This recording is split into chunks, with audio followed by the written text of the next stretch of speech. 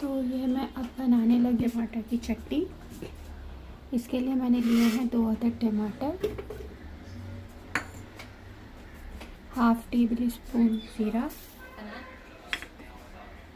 4 अदद हरी मिर्च और 2 लाल मिर्च,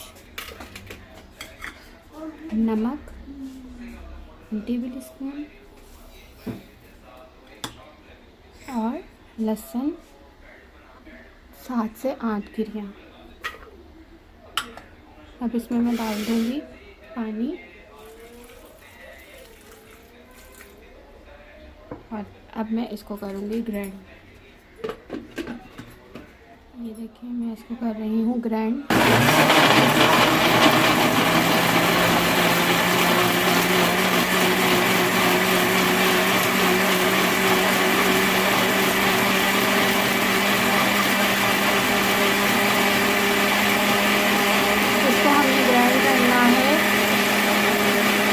जब तक कि इसकी सारी मिर्चें ग्राइंड नहीं हो जाती तब तक इसको ग्राइंड करते रहना है, वरना मिर्चें फिर साबुत रह जाती हैं।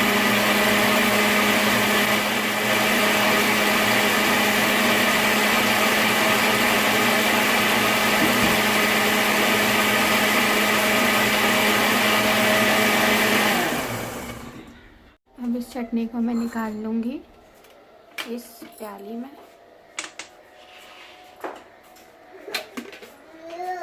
ये देखें चटनी कितनी थिक हुई है।